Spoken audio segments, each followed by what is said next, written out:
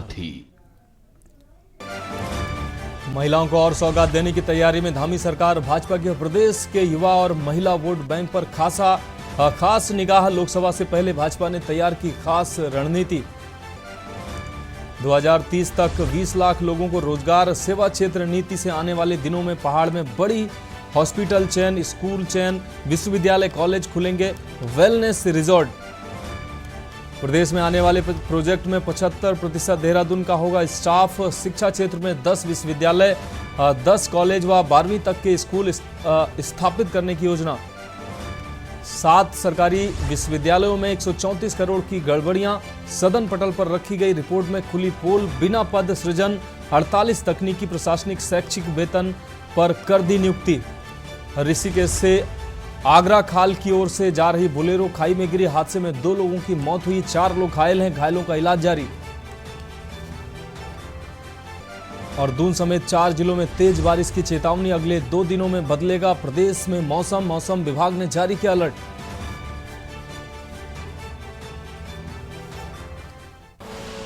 आप देख रहे हैं के न्यूज, खबरों का सारथी। नमस्कार, खबर उत्तराखंड में आपका स्वागत है। मैं हूं आपके साथ मनोज मानस। रुक करेंगे खबरों का। खबर देहरादून से है, जहां बीते दिन केंद्रीय शिक्षा मंत्री धर्मेंद्र प्रधान उत्तराखंड के दौरे पर आए। इस दौरान उच्च शिक्षा क्षेत्र में प्रवेश के लिए CUT को जारी करने की बात कही। इस पर प्रदेश कांग्रेस के उपाध्यक्ष मथुरा दत्त जोशी ने कहा कि यह व्यवस्था अनप्रैक्टिकल है। उच्च शिक्षा में प्रवेश के लिए पूर्व की भांति मेरिट व्यवस्था बेहतर थी और इसका छात्रों को फायदा भी होता है। उत्तराखंड के छात्रों के लिए यह व्यवस्था उचित नहीं है, साथ ही इसका फायदा उत्तराखंड के छात्रों को नहीं हो रहा है। हेलो, आज स्वराज में नहीं हुआ का जो CUET टेस्ट कराने का कार्यक्रम है, मैं समझता हूँ वो अनप्रैक्टिकल है। होना ये चाहिए था कि जिस तरीके से पहले में होता था, मेरिट के आधार पर एडमिशन करते तो उसका निश्चित रूप से फायदा होता। और विशेष करके लिए उत्तराखंड के क्षेत्र में CUET फिजिबल नहीं है, न उसका कोई फायदा यहाँ मिल रहा है। यहाँ के छात्र संघों का भी, छात्रों का भी, नौजवानों का भी ये मांग है कि हमारे यहाँ एडमिशन मेरिट के आधार पर होने चाहिए, न कि CUET के आधार पर हो। और हम सरकार से मांग करते हैं कि कम से कम इस वर्ष के लिए तो इस परीक्षा को वापस लेना चाहिए और हमारे यूनिवर्सिटीज को इस बात के लिए अलाउ करना चाहिए कि वो मेरिट के आधार पर एडमिशन कराएं, ताकि गरीब के बच्चे को विद्यालय में और महाविद्यालय में एडमिशन मिल सके, प्रवेश मिल सके। बात अगली खबर की। नारकोटिक्स टास्क फोर्स की नशा तस्करी के खिलाफ जबरदस्त स्ट्राइक हुई है। देहरादून में ड्रग पेडलरों को नशा उपलब्ध कराने वाले ड्रग्स डीलर को गिरफ्तार कर लिया गया है। पकड़े गए नशा तस्कर से 550 ग्राम स्मैक बरामद किया गया है। दरअसल कल देर रात एंटी नारकोटिक्स फोर्स ने अमित कुमार पाल नामक व्यक्ति को 550 ग्राम स्मैक के साथ हरिद्वार के श्यामपुर थाना क्षेत्र से गिरफ्तार किया। अमित कुमार का पूर्व में भी आपराधिक इतिहास रहा है, जिसमें अभियुक्त NDPS एक्ट में 2 बार जेल भी जा चुका है। वहीं स्टाफ SSP आयुष अग्रवाल ने जानकारी देते हुए कहा कि एंटी नारकोटिक्स टास्क फोर्स द्वारा लगातार नशा तस्करों के विरुद्ध कार्रवाई की जा रही है। इसी क्रम में इस वर्ष करीब 42 बड़े नशा तस्करों को गिरफ्तार किया जा चुका है, जिनके पास से 2 करोड़ 52 लाख रुपए की अवैध ड्रग्स बरामद की जा चुकी है। मुख्यमंत्री जी द्वारा जो ड्रग्स फ्री देवभूमि अभियान चलाया जा रहा है, इसमें हमारी जो STF की ANTF टीम है, इसके द्वारा लगातार एनफोर्समेंट की कार्रवाई की जा रही है। जो भी बड़े ड्रग्स के सप्लायर हैं, उन पर फोकस कर उन पर काम करके उनको पकड़ा जा रहा है।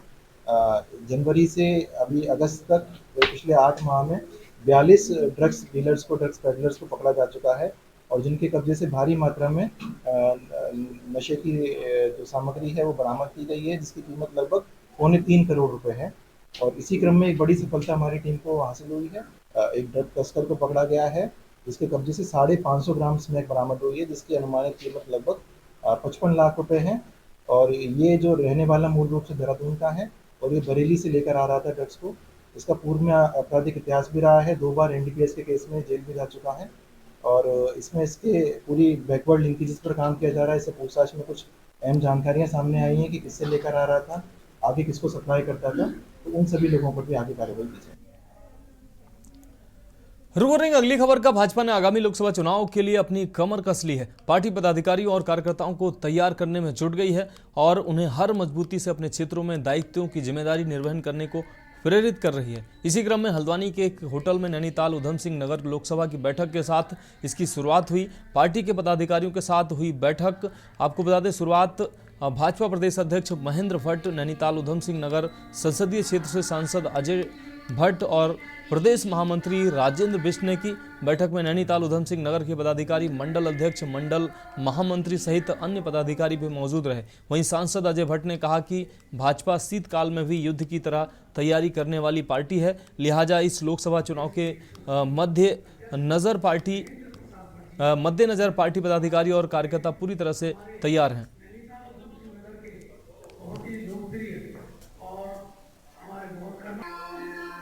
भारतीय जनता पार्टी हर चुनाव के बाद अगले अपने कार्यक्रमों की दृष्टि से चुनाव की तैयारी में रहती है।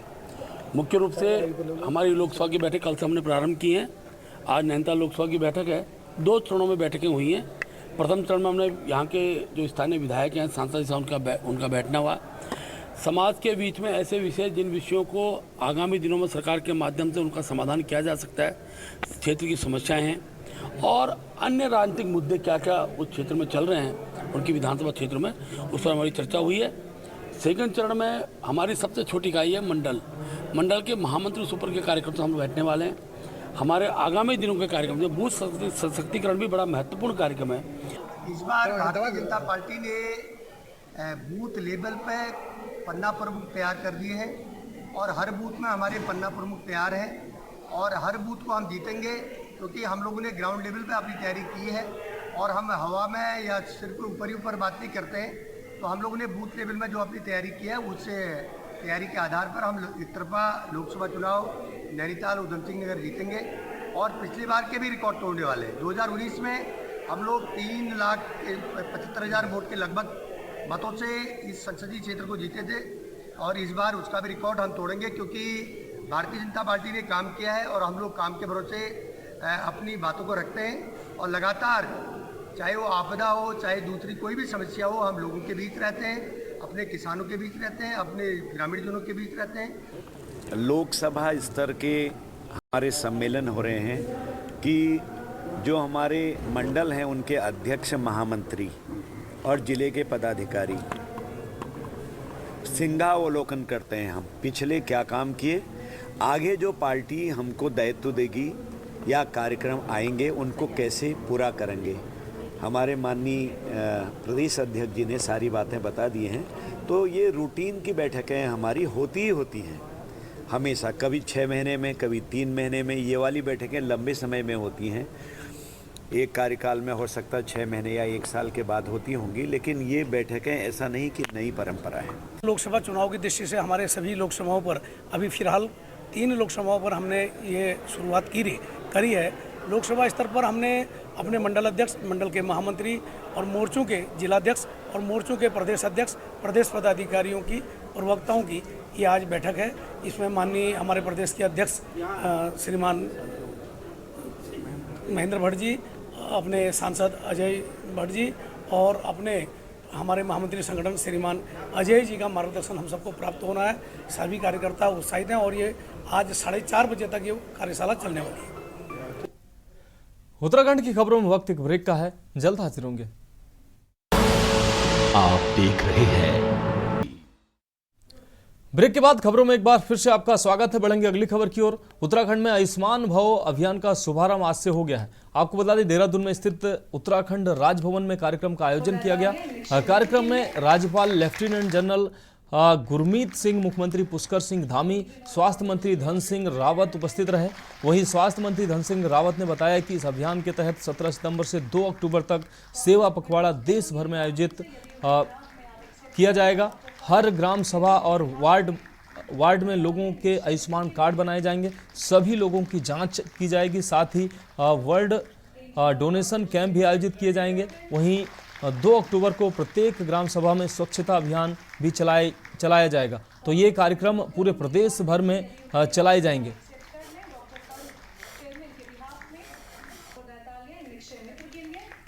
देखिए, सबसे पहले तो मैं देश के प्रधानमंत्री जी का और स्वास्थ्य मंत्री जी का तहे दिल से आभार व्यक्त करना चाहता हूँ कि 17 तारीख से और 2 अक्टूबर तक एक सेवा पखवाड़ा पूरे देश में आयोजित किया जा रहा है, जिसका आज शुभारंभ महामहिम राष्ट्रपति जी ने किया है, हमारे प्रदेश में यहाँ के राज्यपाल जी ने किया है। इस रुक करेंगे अगली खबर का। सितारगंज सामुदायिक स्वास्थ्य केंद्र में आयुष्मान भव कार्यक्रम का शुभारंभ किया गया है। उप जिलाधिकारी तुषार सैनी, ब्लॉक प्रमुख कमलजीत कौर व विधायक प्रतिनिधि उमाशंकर दुबे ने संयुक्त रूप से कार्यक्रम का उद्घाटन किया। स्वास्थ्य केंद्र की चिकित्सा अधीक्षक डॉक्टर अभिलाषा पांडे ने बताया कि इस कार्यक्रम के तहत 5 वर्ष से अधिक के सभी बच्चे व अन्य के आयुष्मान कार्ड बनाए जाएंगे। साथ ही CHC स्तर व ग्राम स्तर पर स्वास्थ्य मेले लगाकर रोगियों की जांच व टेस्ट किए जाएंगे। SDM ने कहा कि इस योजना के तहत लोगों को अधिक से अधिक सुविधाएं मिलेंगी व CHC में ही हेल्थ कार्ड बन जाएंगे। घर घर जाकर प्रधानमंत्री जन आरोग्य योजना के तहत छूटे हुए लाभार्थियों को आयुष्मान कार्ड उपलब्ध कराए जाएंगे।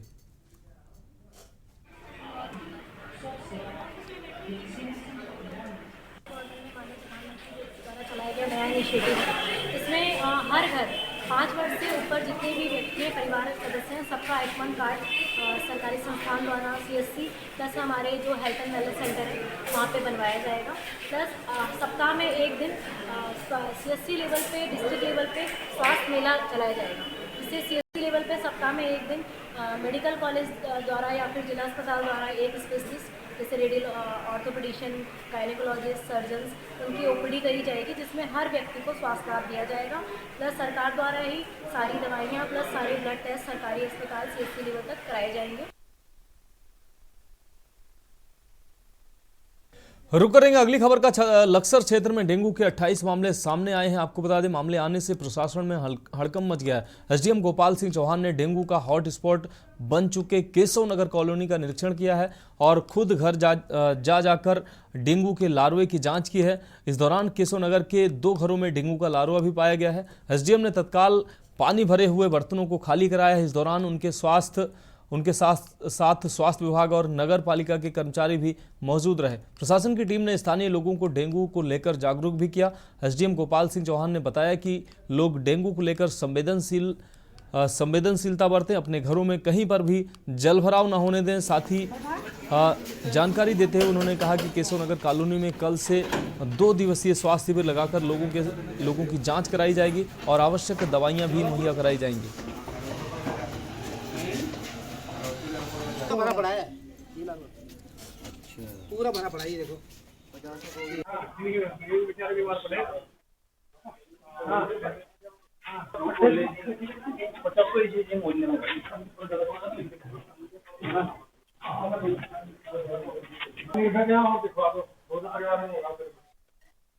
परिवार में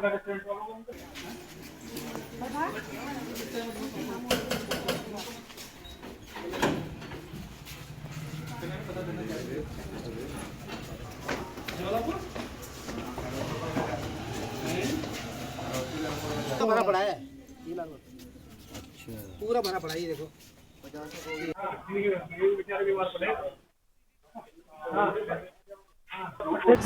खबरों का सारथी।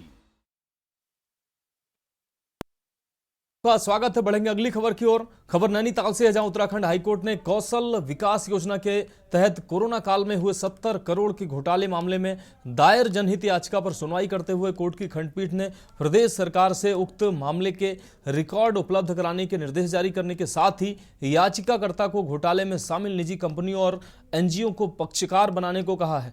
मामले की सुनवाई के लिए कोर्ट ने अप्रैल 2024 की तारीख नियत की है। उत्तराखंड सरकार की कौशल विकास योजना के तहत सरकार और अन्य NGO की मिलीभगत से कोरोना काल के दौरान जबकि सारे कार्य सरकारी और गैर सरकारी कार्य जब स्थगित थे, उस वक्त कुछ NGOs के साथ फर्जी तरीके से मिलकर कुछ ट्रेनिंग्स देने के साथ 75 करोड़ का लगभग के घोटाले का मामला सामने आया है। इसके संदर्भ में हमने PIL दाखिल करी है। हमने कोर्ट से मांग की थी कि इस पूरे मामले की CBI जांच हो तथा इनके सारे रिकॉर्ड्स जो हैं वो सीज़ कर दिए जाएं। इस संदर्भ में कोर्ट ने ये आदेश दिए हैं कि जो भी आवश्यक रिकॉर्ड्स हैं वो प्रोवाइड कराए जाएं और साथ में हमें जो अन्य एनजीओ हैं जो कि घोटाले में शामिल हैं उनको भी पार्टी बनाने के निर्देश दिए हैं।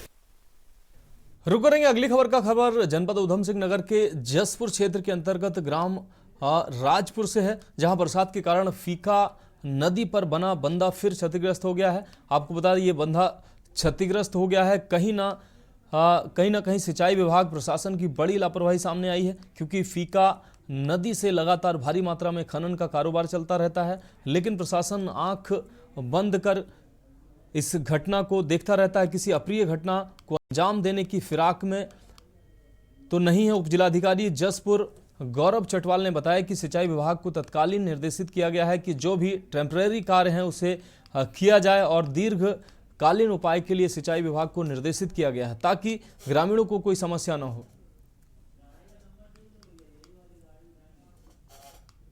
था उसके लिए हमने इरिगेशन डिपार्टमेंट को कह दिया, वो उसमें उचित कार्रवाई कर रहा है। जो उसमें तत्कालिक कार्रवाई हो सकती है वो भी उन्होंने की, और जो दीर्घकालिक कार्रवाई हो सकती है वो भी की। और खनन के जहाँ तक वो है तो हमने जो भी उसमें कार्रवाई हम कर सकते थे वो हमने करी है और आगे भी करेंगे। और हमारे द्वारा इसलिए जो है एक टीम बना के जो है वहाँ पे अपने अमीन और पटवारी की ड्यूटी रात में वहाँ पे लगाई है, कि ताकि जो है अगर यदि कोई ऐसी समस्या आती है तो तत्काल पुलिस के साथ मिलकर उसका समाधान करेंगे। इसके लिए कल एक बैठक भी बुलाई गई थी और प्रधानों को भी बुलाया गया था, और इसलिए जो है वही वहाँ पे जो है इसके लिए पूरा प्रयास किया जाएगा कि इस तरह की चीज़ें की पुनरावृत्ति ना हो।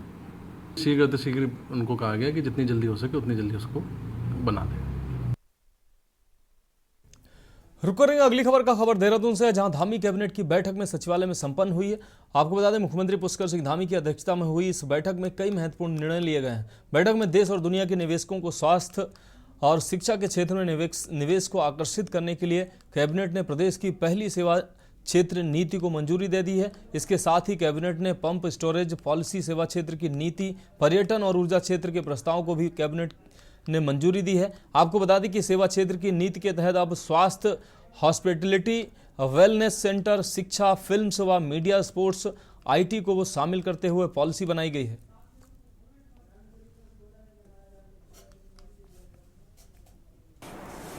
बोर्ड के चेयरमैन और मेंबर सेक्रेटरी के अलावा मेरे एडवाइजर भी इस मीटिंग में थे, और एक बाय डाइवर्सिटी बोर्ड के द्वारा एक अपना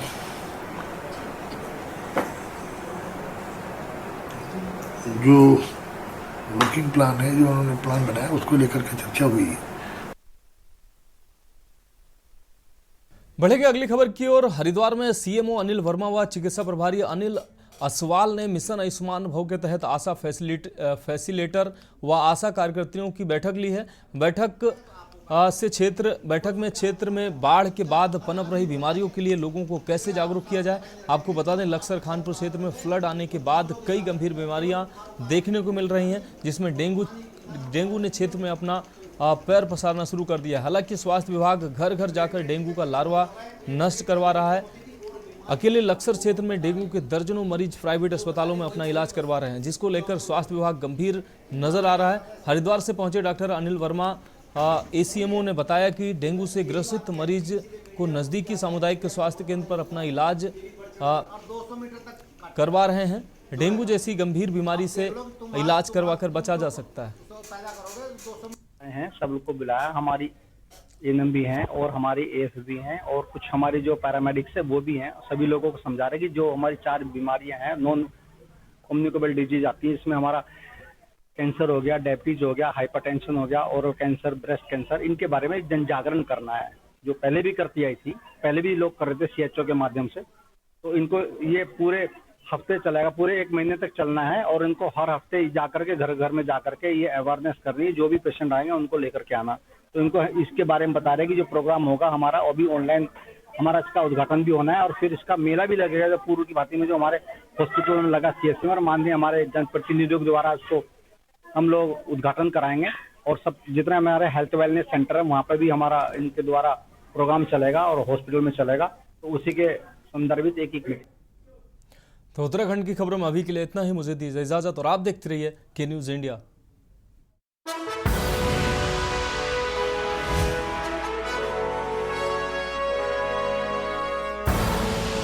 आप देख रहे हैं के न्यूज़, खबरों का